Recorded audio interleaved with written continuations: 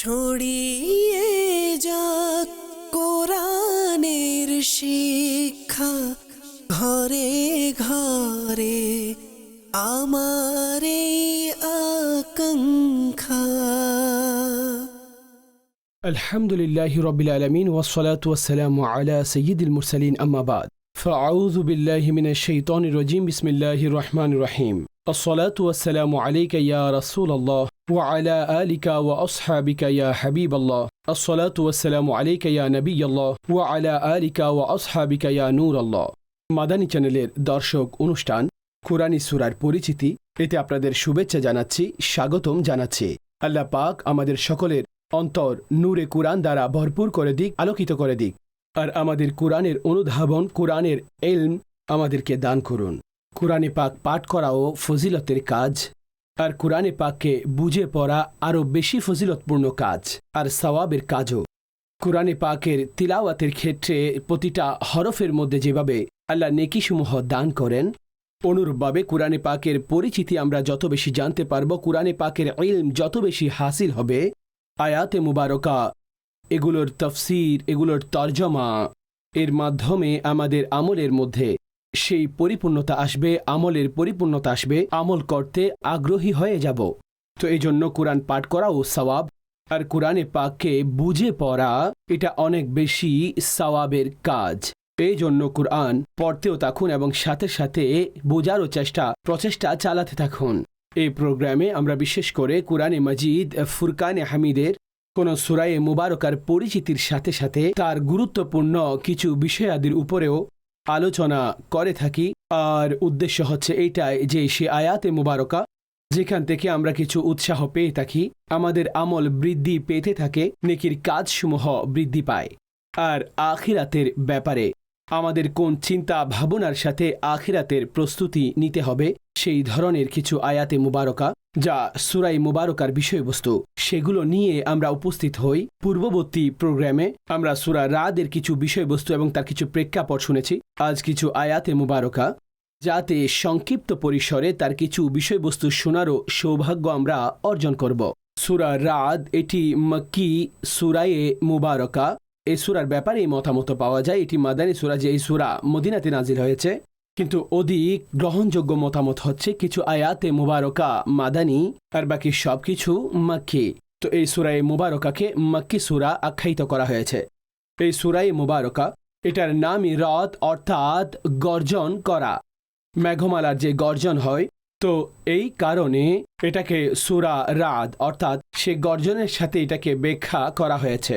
আর এটাও বলা হয়েছে যে আর রাদ এটি একটি ফেরেশতার নাম, আর সে বিশেষ ফেরেশতা যিনি মেঘমালা হাঁকিয়ে নিয়ে যান, এক দিক থেকে অন্য দিকে নিয়ে যান।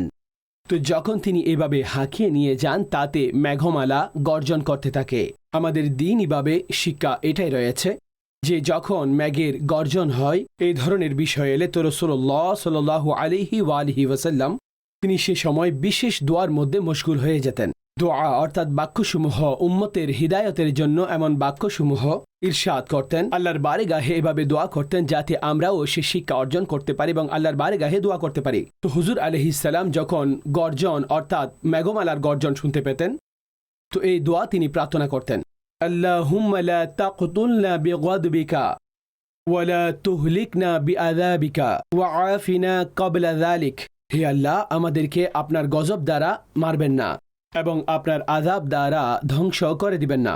আপন গজব নাজিল হওয়ার পূর্বে আমাদেরকে নিরাপত্তা দান করুন। যখনই মেঘমালার গর্জন শুরু হতো তো রাসূলুল্লাহ সাল্লাল্লাহু আলাইহি ওয়া আলিহি ওয়াসাল্লাম তিনি জিকিরের মধ্যে মশগুল হয়ে যেতেন। আর দোয়াও এক প্রকার জিকির। জি হ্যাঁ, আমরা প্রিয় নবী সাল্লাল্লাহু আলাইহি ওয়াসাল্লামের জীবনী দেখলে তো দেখতে পাই অসংখ্য দোয়া রয়েছে। তিনি কাপড় পরিধান করলে দোয়া রয়েছে, তিনি মসজিদে গেলে সেখানে দোয়া রয়েছে, মসজিদ থেকে বের হচ্ছেন সেখানে দোয়া রয়েছে, বাজারে গেলে দোয়া রয়েছে, অন্য কোনো জিনিস অবলোকন করলে দোয়া রয়েছে, তারকা দেখলে দোয়া রয়েছে, চাঁদ দেখলে দোয়া রয়েছে, নতুন চাঁদ দেখলে দোয়া রয়েছে। অর্থাৎ আমরা দিন এই বিষয়বস্তুগুলো পড়লে তো দোয়ায়ের অনেক গুরুত্বপূর্ণ ভূমিকা এখানে আমরা খুঁজে পাই। তার কারণ কি, দোয়া হচ্ছে ইবাদত। তো মূলত প্রত্যেকটি কাজ ইবাদতের মধ্যে যাচ্ছে আর আল্লাহর স্মরণের মধ্যে যাচ্ছে। তো আমরা যখন কখনো সূর্যগ্রহণ, চাঁদ গ্রহণ কেন হয়ে থাকে, তো এই ক্ষেত্রে সায়েন্সের দিকে আমরা বেশি ধাবিত হই আর দিনই বিষয়াদিতে আমরা অনেক সময় এটিকে দ্বিতীয় পর্যায়ে নিয়ে যাই।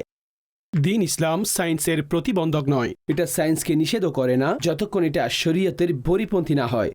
তো যেই সূর্যগ্রহণ রয়েছে, চাঁদ গ্রহণ রয়েছে, মেঘমালার গর্জন রয়েছে, আর এটা বর্ষিত হওয়া, এই সমস্ত বিষয়াদি, এই বিষয়ে আমাদের প্রিয় নবী আলাইহিসসালামের পরিপূর্ণ শিক্ষা মজুদ রয়েছে।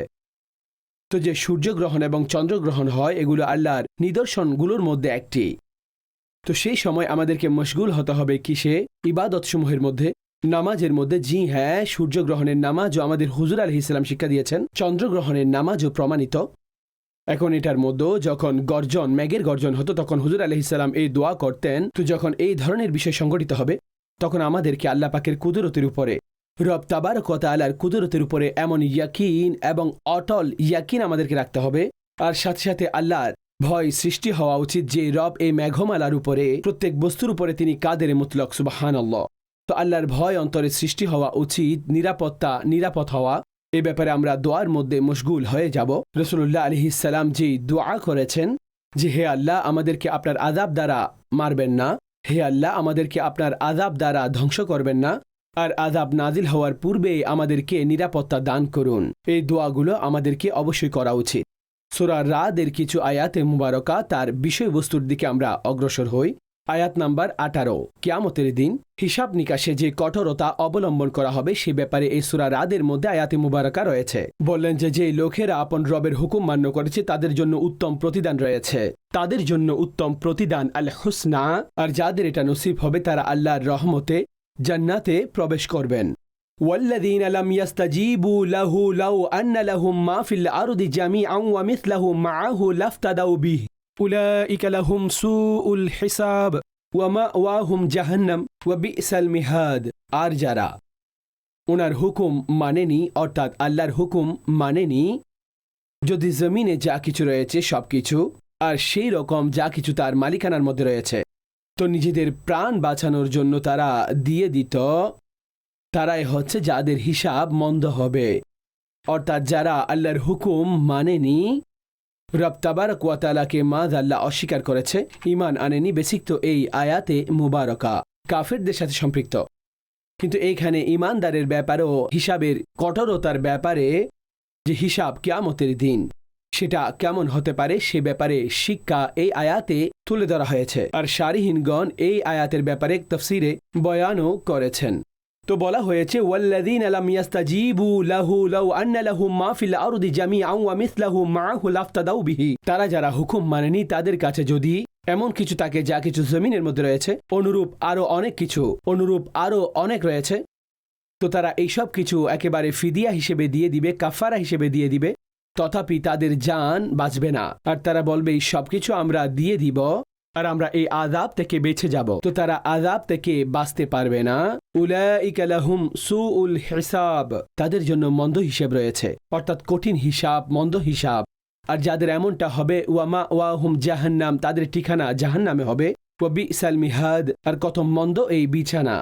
রাসূলুল্লাহ আলাইহিস সালাম এই উম্মতের জন্য কঠিন হিসাব এবং সহজ হিসাব এই ব্যাপারে হুজুর আলাইহিস সালাম পরিপূর্ণ শিক্ষা দান করেছেন। আর নিজে প্রার্থনা করতেন, আল্লাহুম্মা হাসিবনি হিসাবান ইয়াসীরা, হে আল্লাহ আমার সহজ হিসাব নিন। এটা আমাদের শিক্ষার জন্য বলা হয়েছে। আমরা এই প্রার্থনা করতে থাকব যে হিসাব সহজ হবে, সরল হিসাব হবে। কেননা যার হিসাব সহজ হবে তো আল্লাহর রহমতে তাকে ক্ষমা করে দেওয়া হবে। আল্লাহ আমাদের হিসাবও সহজ করে দিন। আর অনেক এমন সৌভাগ্যবান যারা হিসাব ছাড়াই চলে যাবেন, কিছু হিসাব ছাড়া যাবেন আর কিছু হিসাব সহকারে। হিসাব ছাড়া লোকেদেরও একটি ক্যাটাগরি বর্ণনা করা হয়েছে, যাদেরকে আল্লাহ কোনো হিসাব ছাড়া জান্নাতের মধ্যে প্রবেশ করাবেন। তাহাজ্জুদের নামাজকে আদায়কারী এবং অনেক নেককার লোক রয়েছে, প্রকাশ্যে যে তাহাজ্জুদ পড়বেন তিনি তো অন্যান্য নামাজ ছেড়ে দিবেন না। এত রাতে উঠে যে তিনি তাহাজ্জুদের নামাজ পড়ছেন, আর যেহেতু নফল নামাজ আদায়কারী সাধারণ ক্ষেত্রে এইভাবে সংবেদনশীল, তো তিনি ফরজের মধ্যে কখনো অলসতা করবেন না। তিনি ফরজসমূহ তো আপন ওয়াক্তে পড়ে নেন, কিন্তু সেই সাথে নফল ইবাদতও আদায় করেন। আর এটাই হচ্ছে কারণ যে তিনি আল্লাহর প্রিয় বান্দা হয়ে যান। আর যখন মানুষ ঘুমিয়ে থাকে তখন তিনি জাগ্রত হয়ে আর সেই নামাজ আদায় করতে থাকেন। তো তাহাজ্জুদের নামাজ আদায় করার অভ্যাস যাদের রয়েছে তারাও হিসাব ছাড়া জান্নাতে প্রবেশ করবেন আল্লাহর রহমতে। অনুরূপভাবে মানুষকে ক্ষমাকারী, মানুষকে ক্ষমা করে দেওয়া, ওনারাও সেই সমস্ত লোক যে যাদের হিসাব নিকাশ ছাড়া জান্নাত দেওয়া হবে, কিয়ামতের দিন ঘোষণা করা হবে। তো এইভাবে অনেক লোক হিসাব ছাড়াই তারাও জান্নাতে প্রবেশ করবেন। আর কিছু যাদের কাছ থেকে হিসাব নেওয়া হবে আর সে হিসাব সহজ হবে, তো তারাও আল্লাহর রহমতে জান্নাতে প্রবেশ করবেন। আর যাদেরকে জিজ্ঞেস করা হয়েছে হিসাব, অর্থাৎ এটিকে কঠিন হিসাব বলা হচ্ছে, তো তারা বলা হচ্ছে তারা ধ্বংস হয়ে গেছে, অর্থাৎ তাদের জন্য দোজখ রয়েছে, তাদের জন্য আযাব রয়েছে। তো আম্মা আয়েশা সিদ্দিকা রাদিয়াল্লাহু তাআলা আনহা, তিনি যখন নবী করিম আলাইহিস সালামের কাছ থেকে শুনেছেন যে হিসাব নেওয়া হবে আর সে হিসাব নিয়ে আযাবের মধ্যে লিপ্ত করা হবে, তো যখন জিজ্ঞেস করলেন আম্মা আয়েশা সিদ্দিকা রাদিয়াল্লাহু তাআলা আনহা যে আল্লাহ তাআলা তো এটা ঘোষণা করেছেন যে অনতিবিলম্বে তাদের কাছে সহজ হিসাব নেওয়া হবে, তো এটা যখন জিজ্ঞেস করলেন হিসাব তো সহজ হবে না, তো রাসূলুল্লাহ সাল্লাল্লাহু আলাইহি ওয়াসাল্লাম ইরশাদ করেছেন যাদের কাছ থেকে নমনীয়ভাবে হিসাব নেওয়া হবে এটা হিসাব নয়, অর্থাৎ মূলত এটা হিসাব নয় যে যাদের কাছ থেকে সহজ হিসাব নেওয়া হবে তো তারা ছুটে যাবে, তাদের শুধুমাত্র এটাই হবে। কি হবে? রাসূলুল্লাহ আলাইহিস সালাম ইরশাদ করেছেন যে শুধুমাত্র হিসাবের জন্য উপস্থিত হওয়া, তাকে হিসাবের জন্য শুধু দাঁড়াতে হবে। আর যার হিসাব কিয়ামতের দিন কঠোর হয়েছে, অর্থাৎ প্রশ্ন উত্তর কথাবার্তা এগুলো হয়েছে, তো তাকে আযাব দেওয়া হবে। আল্লাহ এই বিষয় থেকে আমাদের সকলকে নিরাপদ করুন, কেননা এক একটি বিষয় সামনে আসবে, তাদের আমলনামা দেখা হবে আর কোনো প্রকার প্রশ্ন উত্তর ব্যতীত তাকে এখন ছেড়ে দেওয়া হবে। এটা হচ্ছে সহজ হিসাব। আর একটি হচ্ছে হিসাব নেওয়া, যেটাকে হিসাব বলা হয়ে থাকে, এটার উত্তর দাও, এটার উত্তর দাও। তো বলা হচ্ছে যার সাথে এই বিষয়টি হয়েছে, তো বলা হচ্ছে তাকে আযাব দেওয়া হবে। তার আযাব থেকে ছুটে যাওয়া সেটা তার জন্য কঠিন হয়ে যাবে, কেননা যাকে প্রশ্ন উত্তর করা হবে তো প্রকাশ তাকে যে ব্যক্তি সেদিন প্রত্যেক আপন পরিপূর্ণ বিষয়াদি নিয়ে পরিপূর্ণ জবাব তাকে দিতে হবে, তো এটি একটি মুশকিল বিষয়। আর দ্বিতীয় রিওয়ায়াত, রাসূলুল্লাহ আলাইহিস সালাম যখন নামাজ থেকে ফারেক হতেন তো দোয়া করতেন আল্লাহুম্মা হাসিবনি হিসাবান ইয়াসীরা, হে আল্লাহ আমার হিসাব সহজ করে দিন। এটা আমার আর আপনার এবং সমস্ত উম্মতের শিক্ষার জন্য। তো আম্মা আয়েশা সিদ্দিকা রাদিয়াল্লাহু তাআলা আনহা, তিনি জিজ্ঞেস করলেন যে সহজ হিসাব কি? তো রাসূলুল্লাহ সাল্লাল্লাহু আলাইহি ওয়াসাল্লাম ইরশাদ করলেন সহজ হিসাব হচ্ছে তার নামায়ে আমলের দিকে দৃষ্টিপাত করা হবে এবং তাকে ক্ষমা করে দেওয়া হবে। অতঃপর ওনাকে ক্ষমা করে দেওয়া হবে। অতঃপর বলা হয়েছে হে আয়েশা, যার হিসাবের ক্ষেত্রে সেই দিন কঠোরতা অবলম্বন করা হবে, অর্থাৎ প্রশ্ন করা হলো তাকে উত্তর দিতে হবে, তো সে ধ্বংস হয়ে যাবে, সে ধ্বংস হয়ে যাবে। তো আমাদের এই দোয়াও করা উচিত, এমন আমলও করা উচিত যার কারণে সহজ হিসাব হবে। রাসূলুল্লাহ সাল্লাল্লাহু আলাইহি ওয়াসাল্লাম ইরশাদ করেছেন যে তিনটি বিষয়, যে ব্যক্তির মধ্যে এই তিনটি বিষয় থাকবে, তিনটি গুণাবলী থাকবে, আল্লাহ তাআলা তার হিসাবকে সহজ করে দিবেন এবং আল্লাহর রহমতে তাকে জান্নাতে প্রবেশ করিয়ে দিবেন। সাহাবীগণ আরজ করলেন ইয়া রাসূলুল্লাহ সাল্লাল্লাহু আলাইহি ওয়াসাল্লাম, আমাদের মা বাবা আপনার উপর উৎসর্গ, সেই তিনটি বিষয় কি? বললেন যে তোমাদেরকে মাহরুম করবে তুমি তাকে দান করো, যেই তোমার সাথে সম্পর্ক ছেদ করে তুমি তার সাথে সম্পর্ক তৈরি করো, আর যে তোমার উপর জুলুম করে তুমি তাকে ক্ষমা করে দাও। যখন তুমি এমনটা করবে আল্লাহ আপন রহমতে তোমাকে জান্নাতে প্রবেশ করিয়ে দিবেন। তো এটা আয়াত নাম্বার 18 সূরা রদ থেকে কিছু কথা সংক্ষেপে আলোচনা করেছি। অগ্রসর হচ্ছি আয়াত নাম্বার 21, তাতে আল্লাহ পাক আত্মীয়তার সম্পর্কের ব্যাপারে আয়াতে মুবারকা ইরশাদ করেছেন সিলা রেহমি বলা হয় কারোর সাথে সম্পর্ক তৈরি করা, এমনিতে সম্পর্ক ঠিক রাখা অনেক বিবেচনায় ওয়াজিব। যেখানে ব্যক্তি সম্পর্ক ছেদ করে শরীয়তের কোনো কারণ ছাড়াই সম্পর্ক ছেদ করা, আর বিশেষ করে আত্মীয়দের সাথে সম্পর্ক ছেদ করা, এটার তো অনুমতি নেই। আর যারা সম্পর্ক তৈরি করেন তাদের ফজিলত বর্ণনা করা হয়েছে, আর যারা ভঙ্গ করিয়ে দেয় অর্থাৎ সম্পর্ক ভঙ্গকারী তার জন্য শাস্তি বর্ণনা করা হয়েছে। আল্লাহ তাআলা ইরশাদ করেছেন ওয়াল্লাযীনা ইয়াসিলুনা মা আমারাল্লাহু বিহি আন ইউসালা ওয়া ইয়াখশাউনা রাব্বাহুম ওয়া ইয়াখাফুনা সুআল হিসাব, আর যারা তৈরি করে তার সাথে যার সাথে সম্পর্ক করতে আল্লাহ বলেছেন, অর্থাৎ যারা সেই সম্পর্কগুলো তৈরি করে যেগুলো তৈরি করার কথা আল্লাহ হুকুম দিয়েছেন, ওয়া ইয়াখশাউনা রাব্বাহুম, আর আল্লাহকে ভয় করেন, ওয়া ইয়াখাফুনা সুআল হিসাব, আর মন্দ হিসাব থেকে দূরে থাকে, অর্থাৎ ভয় করে ভীত হয়ে যায়, অর্থাৎ মন্দ হিসাব কঠিন হিসাব যেন তার কাছ থেকে নেওয়া না হয়। তো এই আয়াতে মুবারকার মধ্যে আল্লাহ পাক সম্পর্ক তৈরি করার, অর্থাৎ সেই সম্পর্ক তৈরি করা যে ব্যাপারে আল্লাহ হুকুম দিয়েছেন। তো সম্পর্ক ঠিক রাখা, সম্পর্ক ভঙ্গ না করা, এর মধ্যে জটিলতা তৈরি না করা, আর এমন কিছু লোক রয়েছে যারা এই ধরনের কাজ করে। আত্মীয়দের পরস্পরের মধ্যে ওজন করতে থাকে, না কোনো দেনা আছে না কোনো পাওনা আছে, শুধু শুধু তাদের ব্যাপারে হিংসার মধ্যে পড়ে যাওয়া, শুধু শুধু তাদের ব্যাপারে বিভিন্ন কথার মধ্যে পড়ে যাওয়া, নিজের অন্তরকে প্রজ্বলিত করা, নিজের গুণাসমূহ বাড়াতে থাকা। অর্থাৎ ব্যক্তি নিজেই দৃষ্টি দিন, এদিকে একজনের ঘর, এদিকে আপনার ঘর, নিজেই নিজের কার্যাদি সম্পাদন করছে, কিন্তু শুধু শুধু কুধারণা তৈরি করে দেওয়া মানুষের মধ্যে। আর অনেক সময় স্বামী স্ত্রীর মধ্যে কুধারণা প্রবেশ করানো। আর আমি সেই স্বামীদেরকে বলবো, সেই স্ত্রীদেরকে বলবো, আপনারা নিজেদের স্বামীদের সাথে, স্ত্রীদের সাথে অর্থাৎ অনেক বছর অতিবাহিত করেছেন, আপনি আশপাশের তৃতীয় জনের কথায় এসে আপনি পুরো সম্পর্ক ছেদ করার চিন্তা করলেন। এই সম্পর্কের মধ্যে এমন নফরত চলে আসলো যে তৃতীয় ব্যক্তির কোনো এমন ভুল কথার কারণে আপনি এই ধরনের নফরত নিজেই ঢেলে দিলেন। এটা স্বামী স্ত্রী চিন্তা করা উচিত। হুন্না লিবাসুন লাকুম ওয়া আনতুম লিবাসুন লাহুন্না। কোরআনে পাক কি ইরশাদ করেছেন, নারী তোমাদের জন্য ঢাল, তোমরা নারীদের জন্য ঢাল। স্বামী স্ত্রীর সম্পর্ক কাপড়ের মতো পরস্পরের মধ্যে। কেন এটাকে কাপড়ের সাথে তুলনা করা হয়েছে? এই কারণেই ব্যাখ্যা করা হয়েছে যে কাপড় রয়েছে না, যেটা আমরা শরীরের মধ্যে পরিধান করেছি, এর মাধ্যমে আমাদের শরীরের দোষ ত্রুটি ঢেকে যায়। এই কাপড় আমাদের ঠান্ডা গরম থেকে বাঁচিয়ে নেয়, প্রত্যেক ধরনের কষ্ট থেকে বাঁচিয়ে নেয়। এই কাপড় আমাদেরকে সম্মানও দান করে। তো কুরআন বলে যে এটা স্ত্রী তোমার কাপড়, আর স্বামী, ওনাকে বলা হয়েছে তিনি স্ত্রীর জন্য কাপড়। যে স্বামী স্ত্রী পরস্পরের মধ্যে নিজেদের দুষ্টুটি গোপন করবে, পরস্পর পরস্পরের কাছ থেকে শান্তি পাবে, কষ্ট পাবে না, পরস্পর পরস্পরের কাছ থেকে উপকার লাভ করবে, দুঃখ পাবে না। হয় যদি এই বাক্যগুলোর সৌন্দর্য অনুধাবন করতাম, আর বিশেষ করে স্বামী স্ত্রী, তারা যদি এই সৌন্দর্যগুলো বুঝতে পারত, কুরআন যেভাবে বর্ণনা করেছেন যে তুমি তার, সেই তোমার কাপড়, তুমি তার কাপড়, সে তোমার কাপড়। তো যখন স্বামী স্ত্রীর সম্পর্ক এমন মজবুত হবে, তো আমি বলবো যারা কান ভরিয়ে দেয় এই ধরনের কোনো কথা চলে আসলে, তো সেটা শুনেও না শোনার মতো হয়ে যাবে, সেটা শুনেও না শোনার মতো হয়ে যাবে।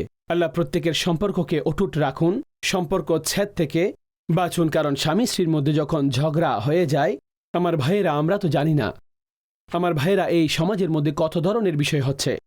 আপনারা সেই বাচ্চাদের দিকে দেখুন, তাদের ভবিষ্যতের দিকে দেখুন।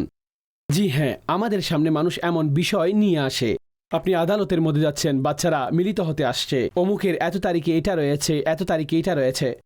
এই বাচ্চাগুলো বড় হচ্ছে, তারা দেখতে পাচ্ছে যে আমাদের মা বাবা আমাদের সাথে কি করছে। না মায়ের ভালোবাসা পেয়েছে, না বাবার ভালোবাসা পরিপূর্ণ লাভ করেছে। আমরা এই ঘরেও টেনশন এবং সেদিকেও টেনশন। ঠিক আছে, যে বয়স শরীয়ত বর্ণনা করে দিয়েছেন যে আলাদা হয়ে গেলে এত বয়স পর্যন্ত এখন তার কাছে থাকবে, অতঃপর স্বামীর কাছে চলে আসবে, পরস্পরের মধ্যে কোনো ধরনের কোনো বাচ্চাদের সাথে দেখাশোনার জন্য থাকতে পারবে না। কেননা স্বামী স্ত্রীর সম্পর্ক তো ছিন্ন হয়ে গেছে, কিন্তু বাচ্চাদের সাথে তো শেষ হয়নি, তারা তো তাদের বাচ্চা। তো সামনে কত বড় একটি বিষয় এখানে তৈরি হয়ে গেছে। তো এই জন্য নিজেদের সম্পর্ককে মজবুত রাখুন। যে সম্পর্ক মজবুত রাখা হয়, আর সেই সমস্ত স্ত্রী যারা স্বামীর ভালো কাজের মধ্যে অংশগ্রহণ করেন, নামাজ পড়েন, রোজা রাখেন, ইবাদত করেন, রেওয়ায়েতের মধ্যে বলা হয়েছে কিয়ামতের দিন তারা যে রাস্তা দিয়ে অতিবাহিত করতে চায়, তারা জান্নাতে প্রবেশ করতে পারবেন। সেই স্বামী, তাকে বলা হয়েছে যে তোমাদের মধ্যে উত্তম সে যে আপন স্ত্রীর সাথে উত্তম, আপন স্ত্রীদের সাথে উত্তম। এটা আমার প্রিয় নবী সাল্লাল্লাহু আলাইহি ওয়াসাল্লামের মুবারক শিক্ষা। স্বামী যদি এটার উপর আমল করে, স্ত্রী অন্যটির উপর আমল করে, তো ইনশাআল্লাহ ঘর প্রশান্তিময় হয়ে যাবে। এই আয়াতের মধ্যে এটাও বলা হয়েছে ওয়ায়াখশাউনা রাব্বাহুম, তারা আপন রবকেও ভয় করেন। আল্লাহকে ভয় করার যে উত্তম গুণাবলী রয়েছে, সুন্দর গুণাবলী রয়েছে, মানুষের ভিতরে এই গুণ থাকা দরকার। কেননা কিয়ামতের দিন এই লোকেরা বড় পুরস্কার পাবেন যারা আল্লাহর ভয়ে এক ফোঁটা চোখের পানিও ফেলে, যদি সেই ফোঁটা মাছির সমপরিমাণও হোক। সুবহানাল্লাহ। রাসূলুল্লাহ সাল্লাল্লাহু আলাইহি ওয়াসাল্লাম ইরশাদ করেছেন যে যেই মুমিন বান্দার হৃদয় থেকে আল্লাহর ভয়ের কারণে পানি বের হয়, যদিও বা মাছির মাথা সমপরিমাণ, এবং সে চোখের পানি বের হয়ে নিজের মুখের উপর চলে আসে, আল্লাহ তার উপর জাহান্নাম হারাম করে দেন তার চোখের পানি। এই জন্য আমরা অনেক বুজুর্গদেরকে দেখে থাকি, আর ওনাদের ব্যাপারে পরেও থাকি, যখন তাদের চোখের পানি বের হয় তারা তা মুখমণ্ডলে মুছে ফেলেন, এগুলো মুছে ফেলেন। মূলত এগুলো সেই চোখের পানি যেগুলো আল্লাহর মোহাব্বতে বের হয়েছে, আল্লাহর ভয়ে বের হয়েছে। সুবহানাল্লাহ। ইরশাদ করলেন যে ব্যক্তি একাকী বসে আছে আর আল্লাহকে স্মরণ করছে, আল্লাহর নিয়ামত সমূহের স্মরণ করে, জিকির করে, আর সেই সময় তার চোখ থেকে পানি প্রবাহিত হলো। তো তাকেও আল্লাহ আপন আরশের ছায়া কিয়ামতের দিন দিবেন, আরশের ছায়া দান করবেন।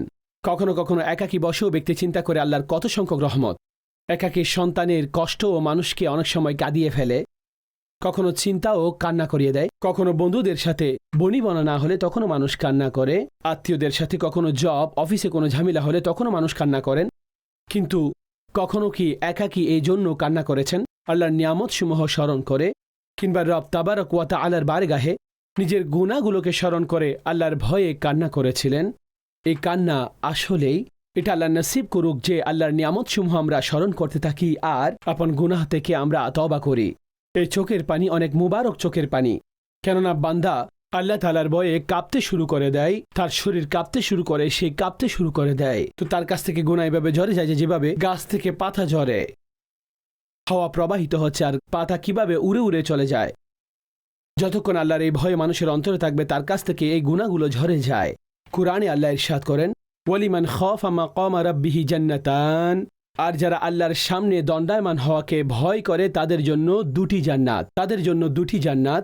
ওয়াল আখিরাতু ইনদা রাব্বিকা লিল মুত্তাকিন, ইরশাদ করলেন, আর আখিরাত তোমাদের রবের কাছে শুধুমাত্র পরহেজগারদের জন্য। ইন্নাল মুত্তাকিনা ফি জান্নাতিন ওয়া উয়ুন, নিঃসন্দেহে ভিতরা বাগান এবং ঝর্ণার মধ্যে থাকবেন, অর্থাৎ তাদের জন্য জান্নাতের মহান নিয়ামত।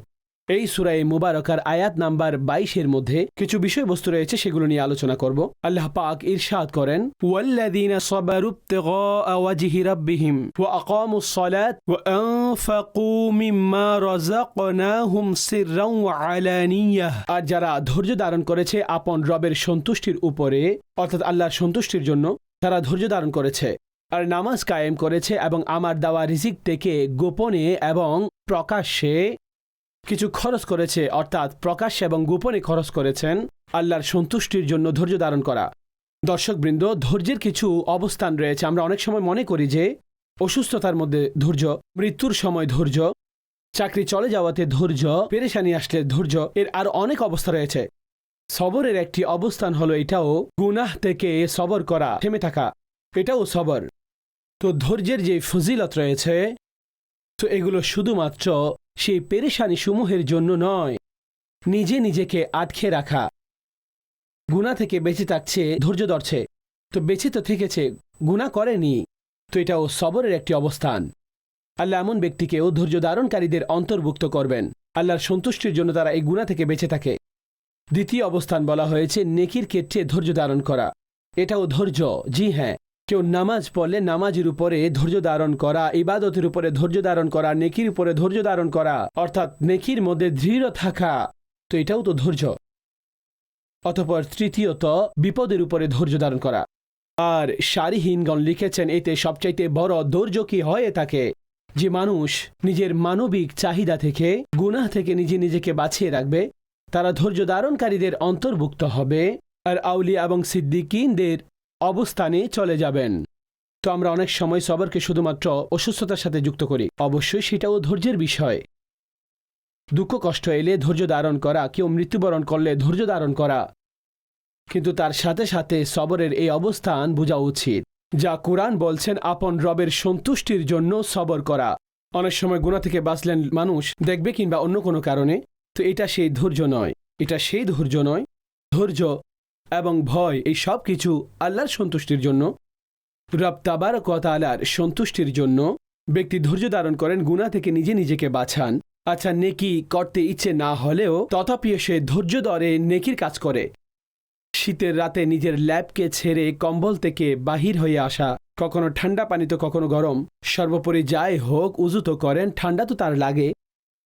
অনুরূপভাবে গরমকালে এয়ার কন্ডিশন রুমের মধ্যে ঘুমাচ্ছেন আর গরমের মধ্যে নামাজের জন্য যাচ্ছেন, নামাজ আদায় করা, এগুলো কি নেকির উপরে ধৈর্য। আর অনুরূপভাবে সম্পদ আয় করলেন, আপন সম্পদের জাকাত দেওয়া, ধৈর্য, এটাই তো রয়েছে। এখন অন্তরে এমন কোনো খেয়াল আসবে না যে ব্যক্তি জাকাত দেওয়া বন্ধ করে দিবে, না, বরং জাকাত দিচ্ছেন আর এটার উপর দৃঢ় প্রতিজ্ঞাবদ্ধ হয়ে আছেন, তো এটাও সবরের অবস্থান। তো এই যে অবস্থান রয়েছে আমাদের, এটা তো প্রত্যেকের জন্য, না হয় অসুস্থ তো যে কেউ হবে। আচ্ছা, সুস্থতার সবরের জন্য কি কোনো ফজিলত নেই? সুস্থ হওয়ার জন্য কোনো সবর নেই? তার জন্য তো অনেক পরিশ্রম করেছেন, অনুরূপভাবে সম্পদশালী ব্যক্তি, দারিদ্রতা নেই, কষ্ট নেই কোনো, তার জন্য কি ধৈর্য নেই? তার জন্য এই ধৈর্য রয়েছে। তো এই সব ধৈর্যের অবস্থানসমূহ বর্ণনা করা হয়েছে। কিয়ামতের দিন যখন মানুষকে, সৃষ্টিকে আল্লাহ একত্রিত করবেন, তো একজন ঘোষণাকারী ঘোষণা করবেন ফজিলতওয়ালারা কোথায়? তো কিছু লোক দাঁড়াবেন আর দ্রুততার সাথে জান্নাতের দিকে যেতে থাকবেন। ফেরেশতারা তাদের সাথে সাক্ষাৎ করে জিজ্ঞেস করবেন যে আমরা তোমাদেরকে জান্নাতের দিকে দ্রুততার সাথে অগ্রসর হতে দেখতে পাচ্ছি, তোমরা কারা? তারা বলবেন আমরা ফজিলতওয়ালা, আমরা ফজিলতওয়ালা। ফেরেশতারা বলবেন তোমাদের ফজিলত কি? তারা বলবেন যখন আমাদের উপর জুলুম হতো তখন আমরা সবর করতাম, আমরা ধৈর্য ধরতাম। আমাদের সাথে মন্দ ব্যবহার করা হলে তো আমরা তাদেরকে এড়িয়ে যেতাম। যখন আমাদের সাথে মূর্খদের মতো ব্যবহার করা হতো তো আমরা সহ্য করতাম, আমরা সহ্য করতাম। তো ফেরেশতারা বলবেন জান্নাতে প্রবেশ করে নাও, আমলকারীদের জন্য অনেক ফজিলত রয়েছে, অনেক ফজিলত রয়েছে। অতঃপর ঘোষণাকারীটা ঘোষণা করবেন ধৈর্য ধারণকারীরা কোথায়? ধৈর্য ধারণকারীরা কোথায়? তো কিছু লোক দাঁড়িয়ে যাবেন এবং দ্রুততার সাথে জান্নাতের দিকে প্রবেশ করতে থাকবেন। ফেরেশতারা তাদের সাথেও সাক্ষাৎ করবেন, বলবেন আমরা তোমাদেরকে দেখতে পাচ্ছি তোমরা দ্রুততার সাথে জান্নাতে প্রবেশ করছো, কি কারণ? বলবেন আমরা ধৈর্য ধারণকারী। ফেরেশতারা বলবেন তোমাদের ধৈর্য কি? তো তারা বলবেন আমাদের ধৈর্য আমরা আল্লাহ তাআলার অনুসরণ করার মধ্যে আর ওনার নাফরমানির কাছ থেকে আমরা ধৈর্য ধারণ করতাম। অর্থাৎ অনুসরণের মধ্যে সবর, দৃঢ় থাকা, আর নাফরমানির কাছ থেকে বেঁচে থাকা, নিজে নিজেকে বাঁচানো, আমরা এটার উপর সবর করতাম। তো ফেরেশতারা বলবেন জান্নাতে প্রবেশ করে নাও, আমলকারীদের জন্য অনেক সুসংবাদ, অনেক সুসংবাদ।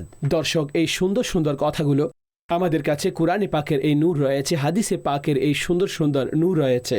উদ্দেশ্য একটাই যে কোনো না কোনোভাবে কথা আমাদের অন্তরের মধ্যে জায়গা করে নেবে আর আমরা আমলে আগ্রহী হব। আমাদের চাকরি হোক, কর্ম হোক, যে কোনো বিষয় এটি হতে পারে আল্লাহ এবং রাসূলের সন্তুষ্টি যেন সামনে থাকে আর ওনার আহকাম, তালিম, শিক্ষাও আমাদের সামনে যেন থাকে, যাতে সে অনুযায়ী আমরা কারো সাথে কথা বলতে পারি, কারো সাথে যেন জুলুম না করি, বরং মানুষের জুলুমের জবাবও জুলুমের সাথে নয় বরং সবরের সাথে, সহ্যের সাথে, অজ্ঞত থাকলে এদিকে অন্যদিকে আমরা যেন ধৈর্য ধারণ করতে পারি। আল্লাহ এই সমস্ত ব্যক্তিদেরকে অনেক পুরস্কার দান করবেন আর ফজিলতওয়ালাদের সাথে কিয়ামতের দিন আমাদেরকে অন্তর্ভুক্ত করবেন। আল্লাহ পাক আমাকে আপনাকে কোরআনের নূর দান করুন আর এলমে কোরআন, কোরআন অনুধাবনের জ্ঞান আমাদেরকে দান করুন, কোরআনের উপর অনুসরণের তৌফিক দান করুন। আমিন বিজাহিন নবীল আমিন সাল্লাল্লাহু আলাইহি ওয়া আলিহি ওয়াসাল্লাম। ছড়িয়ে যাক কোরআনের শিক্ষা ঘরে ঘরে আমার